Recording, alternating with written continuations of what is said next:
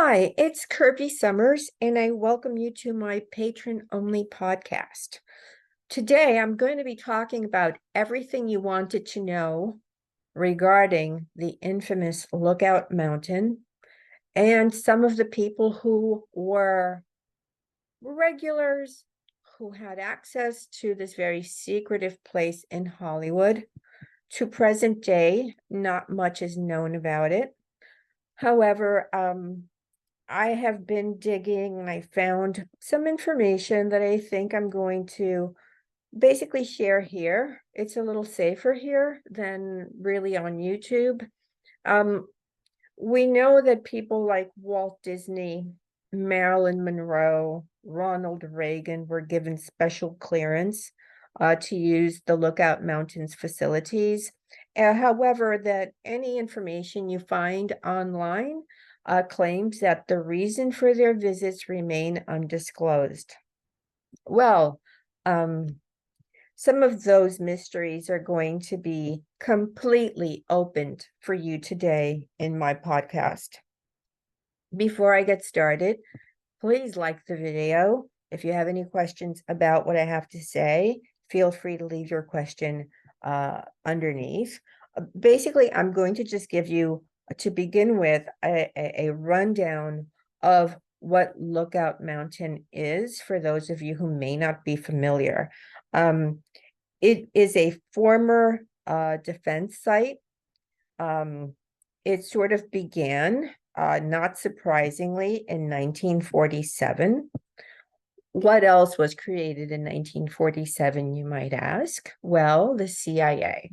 All right, so not a surprise that Lookout Mountain in California, in the neighborhood of Laurel Canyon, where there was a lot of mysterious stuff, in a neighborhood of Los Angeles, the United States Air Force military created this production facility. Initially, it was said that it was just to sort of do private films for the military about the testing of the atomic bomb. But that was really just the surface. What I can say about those films, and I've kind of looked around and see what the issue was about the initial atomic bomb films, is that while it created, it captured those images that we see, so if we look at the bombing of Hiroshima, for example, we'll see something that was filmed by the special cameramen who were part of the military, and there were various military personnel, not just the Air Force. However, the Air Force plays a very important role. What is not said about those films is that it never described the after effect. It never described how many people were killed, what was decimated. It just showed, quote, the progress of the United States in building this atomic bomb, which basically put us as number one, us in the United States as number one in that category. However, from 1947 until 1969, this military installation, if you will, became the largest Hollywood production set that rivaled all of Hollywood. It was self-contained. The premises are on Lookout Mountain. It's on a mountain, and they built later on. They would build into the tunnel. Okay, it has a fascinating history. It is connected to people that are connected to Jeffrey Epstein. I discovered that Lookout Mountain was not only the only facility used for their films. The houses of some of their top photographers were used. I'm going to be talking about one of those homes in this podcast. basically, again, it was in the same sort of neighborhood that the 1960s folk rock scene that included the Doors, Joni Mitchell, the Mamas and the Papas, filmmakers like Steven Spielberg. And Steven Spielberg, as you know, is connected to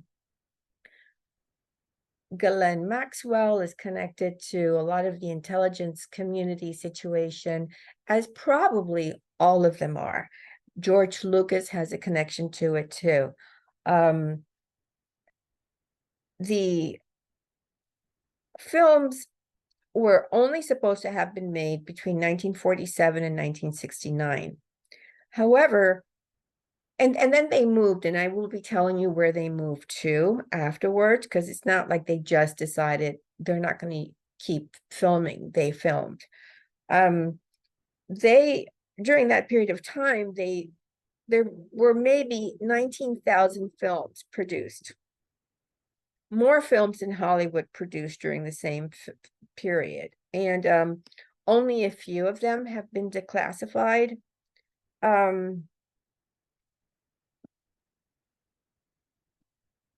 Some of the people that I found that went, in addition to the ones that I've already described, were Shirley Temple, Ronald Reagan, Bob Hope, Brooke Shields, and I have an entire podcast here for patrons on Brooke Shields. I encourage you to listen to it. Raquel Welch, Jane Mansfield, Jimmy Stewart. I mean, you know, it goes on and on. So let me just start with Bob Hope. Every year at Christmas, the Air Force basically helped Bob Hope with his Christmas tours, you know, sort of like to Vietnam to entertain the troops. And before that, we have Marilyn Monroe entertaining the troops with Bob Hope. Later on, we have Brooke Shields entertaining the troops with Bob Hope.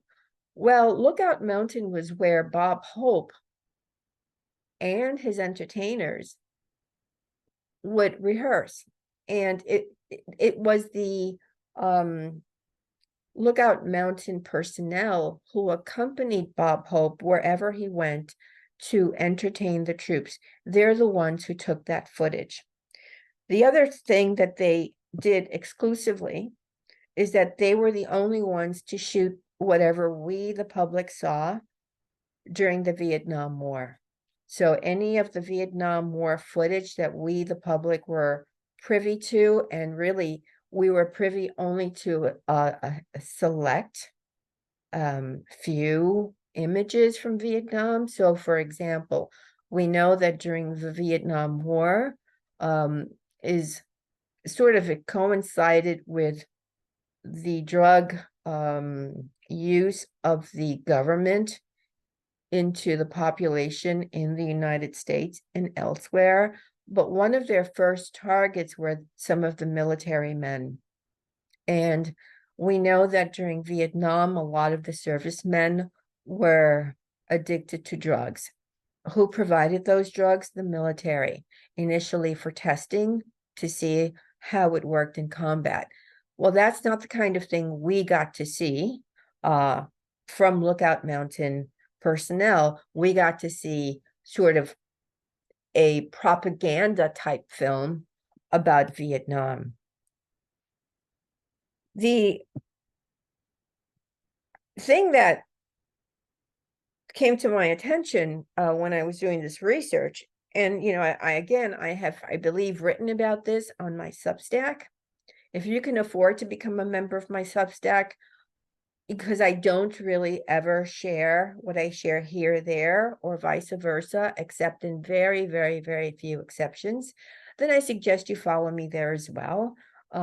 There, it gives me the ability to post photographs, write articles, explain things in a little bit more detail. And I explain in my article on the moon landing clearly that it was a hoax. My abuser's family was connected to it. However, after 1969, when the military no longer used Lookout Mountain it went through a series of different ownerships before it became a sort of a drug rehabilitation center, and before it became the home of Ron Burkle. Sorry, Jared Leto. Ron Burkle is important, and I will discuss him shortly, but I guess his name is on my mind because of the Jeffrey Epstein connection and the connection to Bill Clinton, and sort of like it seems that we have been psyoped for so many decades that, and certainly Burkle is a big part of the psyop and why he keeps reappearing in the purchase of what appear to be government connected properties. But I'll get back to him shortly.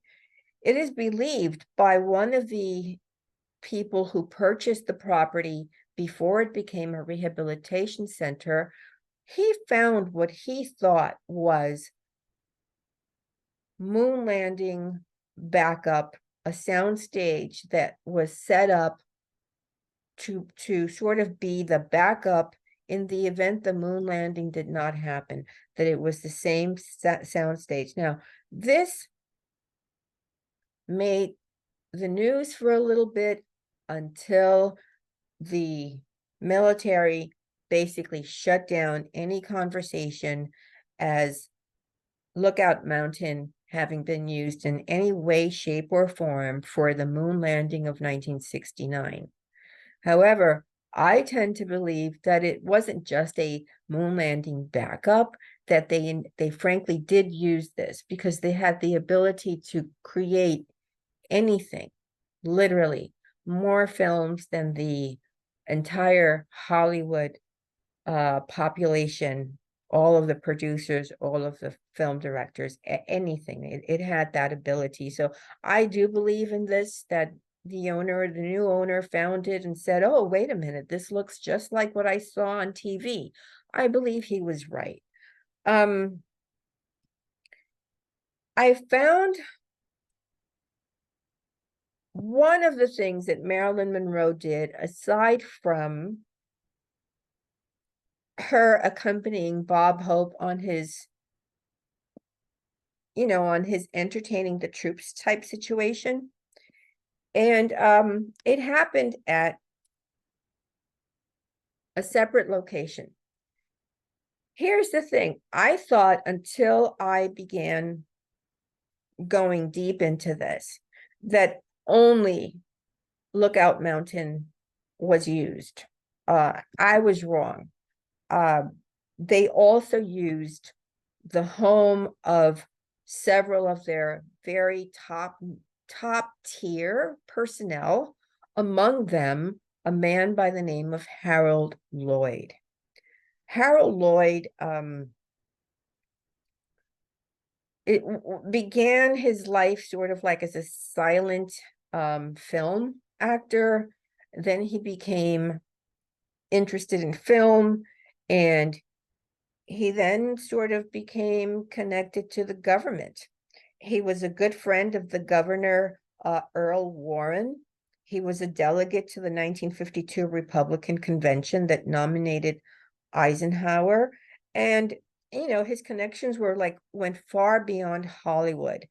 His name was among the visitors' logs at Lookout Mountain as somebody who not only helped with the work, but was very instrumental. He had a home that is named Green Acres. Green Acres. Green Acres was an enormous house. I mean, I have some information here on Green Acres, so I'm going to sort of try to find it. And then I'm going to tell you how he and Marilyn sort of met up at Green Acres. It's funny because I got so involved in this house because this is the house that eventually ended up being purchased by Ron Burkle. And I didn't understand initially why Ron Burkle would be interested in this house. But when I realized that the house was in fact a separate location used by Lookout Mountain, the Air Force, the government, for their propaganda films, I knew why it had to stay within trusted hands, right? So Ron Burkle, friend of Jeffrey Epstein, who had an airplane dubbed Air F1, who also flew Bill Clinton everywhere, who was also deeply entrenched with the entire Epstein crew, who is friends with Rachel Chandler, of course. He purchased this home at the time that it was no longer required by Lloyd. So the house was built in 1926. It took 3 years to build it. It's a very large house. It had 44 rooms, 26 bathrooms, 12 fountains, 12 gardens, and a 9-hole golf course. Okay. The house was so large that he built a separate little mansion for his child. And the mansion was literally like it would be a major large mansion for us. But it was built for his child.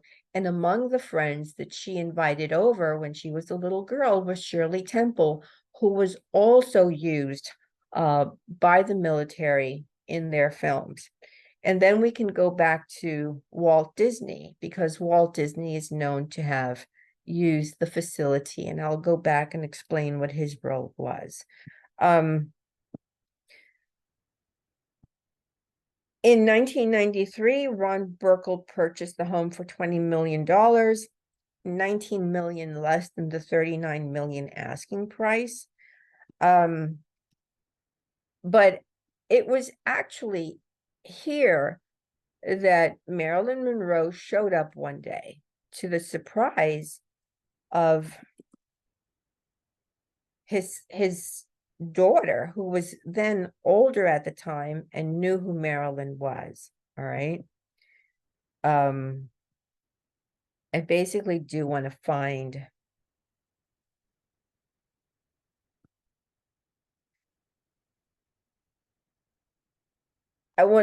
the exact information. Oh, wait, before I tell you the whole thing about Marilyn, he was known to photograph not just Marilyn, perhaps also in the nude, but certainly in bikinis. And these photos were top secret. They were not even revealed to the public until after her death. And then only they're basically have been scrubbed off the internet. The ones that she posed for while she was filming a tag-along film for Lookout Mountain for the government. But he became sort of known for taking nude photographs of the top strippers, also Bettie Page, who I think I'll get into her connection to the government if time permits.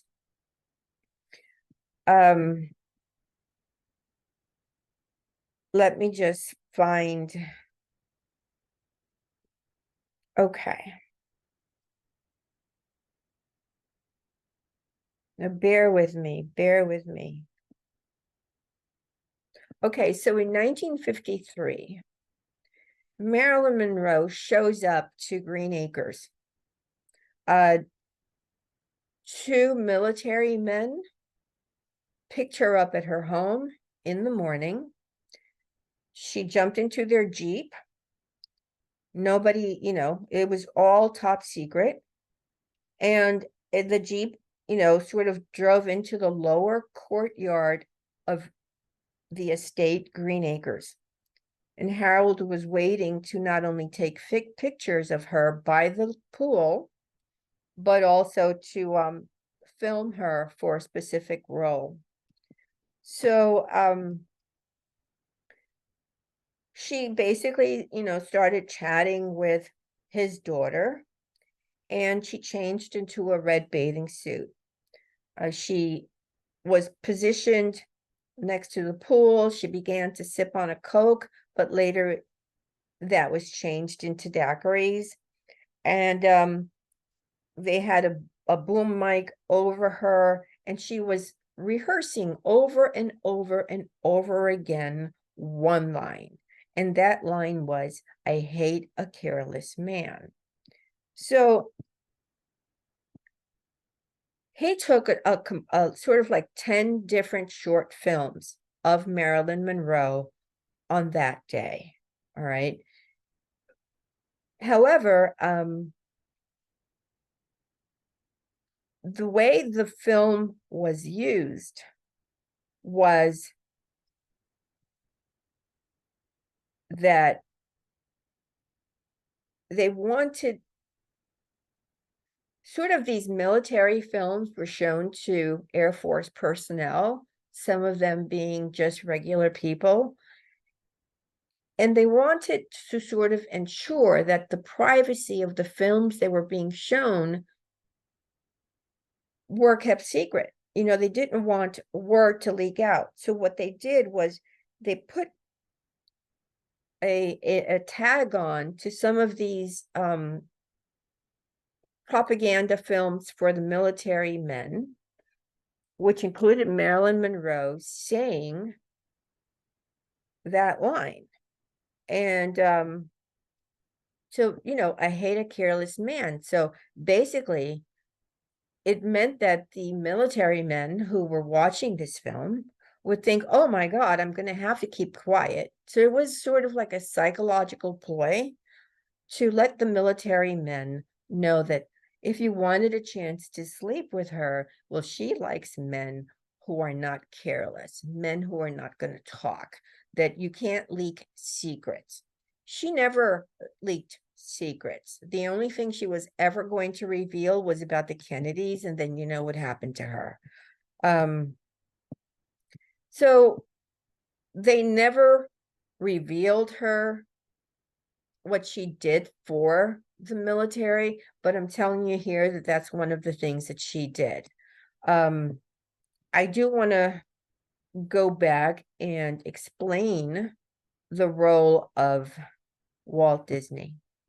Walt Disney was given, he was in fact a good part of the government's program at Lookout Mountain. And the reason is because, and really, I don't know how I was able to find this because it was very difficult to find. I mean, literally anything that has top secret on it, anything that could lead back to something top secret about Walt Disney, that's not going to be first. It's not going to be on the internet. There were some things and some names that I would pull up, and it would lead me to people who were not even important until I kind of like just kept looking for the right person. And then it was a task. However, I discovered that Walt Disney was sort of in charge of their animation department. And it was used, a lot of the animation was used to explain technical and scientific concepts. They discovered in these films that it was easier to use animation, and who better than Walt Disney, right, to oversee this. I was able to find some of the technicians working with the animation. It was just fascinating. I can't share that because, I am a little concerned just sharing what I'm sharing with you now. A lot of this stuff remains confidential, but that's why they needed Walt Disney. And, to present day, we know that Disney is connected to the intelligence community and all of that stuff. It is very possible that Lookout Mountain was also involved in capturing the sort of the first blackmail operations done by the CIA for their MK Ultra program, because we know that they had safe houses in San Francisco and in New York. Now that we know that they were using Lloyd's house, we know then that they were also connected to other homes and other properties where they were able to film their private stuff. What else could be more private than filming hired prostitutes that the CIA at least admitted to during the 1975 Church Committee hearings, to then sort of record them being given LSD, again, a drug introduced to the world by the CIA. Who is going to film that? You know, the people that were in charge of that operation, I've written about them on my Substack, they didn't have the filming ability, but certainly the people that worked at Lookout Mountain had the filming ability. So I suspect that they were the ones in charge of those operations. Let me get back to Bettie Page, because Bettie Page, as it turns out, was not only one of the women that was photographed by this man with this mysteriously large mansion, but she was also and perhaps I'll have to do a separate podcast just on Bettie Page, because her life and her photos were used by Hugh Hefner in his Playboy magazine back in the day. However, if you don't know who Bettie Page was, she was an American model who basically became very well known during the 1950s for her pinup photos. She was referred to as the queen of pinups. She had long jet black hair, blue eyes. She had trademark bangs. And I mean, she was Miss January 1955 in Playboy. She was making a lot of these S&M films. However, I found FBI documents. Yes, FBI documents. And it's not a big stretch, FBI to the CIA, right? Sometimes they would collaborate, sometimes depending on who was seated at the head of the CIA, maybe they weren't that friendly with Hoover, who didn't die until, I believe, 1974. And I will be doing a whole thing on him, because I don't believe he just died. I believe he was murdered, in fact. But she worked with the FBI as a consultant, like literally as a consultant. I have to stop here because I'm going to just try to find my Bettie Page as a consultant to the FBI situation. Hold on one second. Let's see if. So, yeah, I mean, it was under J. Edgar Hoover, and basically they would, for some reason, they had an obsession with pornography. I think it's because Hoover used so much of that to blackmail everyone under him, including John Kennedy and people he didn't like, in addition to other very famous people. So they were always looking through obscene materials, and they used Bettie Page to sort of help them understand how to produce, literally how to produce. So we're getting a glimpse into the fact that J. Edgar Hoover was possibly also connected to Lookout Mountain, because he was interested in how to produce S&M material. and bondage and stuff like that, which later he would be sort of reenacting with various partners, and some of them were underage, as some of you are aware.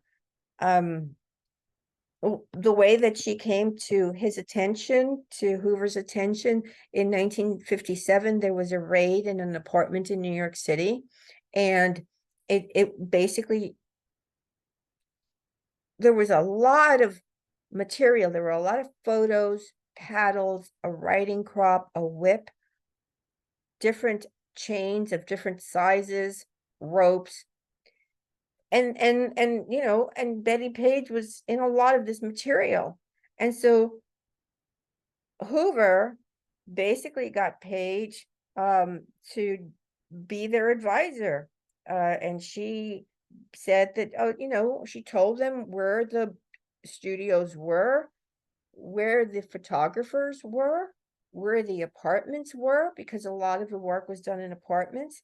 And so they held on to the porn. It was, sent to their Washington FBI lab for it to be analyzed. And that's in a second FBI memo that I was able to find.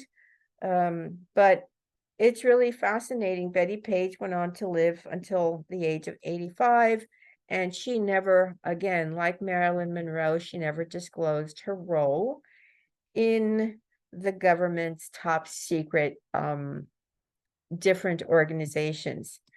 In any event, I probably will do more podcasts on different aspects of Lookout Mountain. We know that Jared Leto owns it now.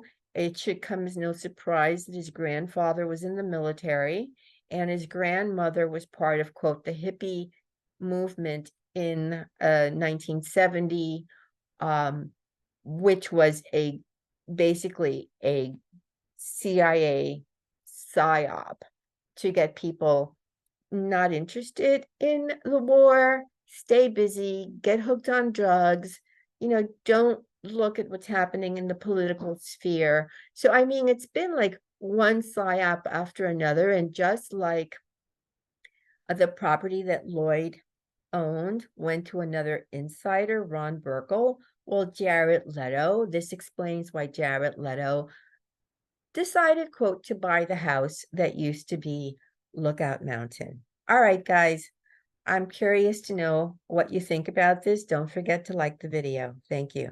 Bye.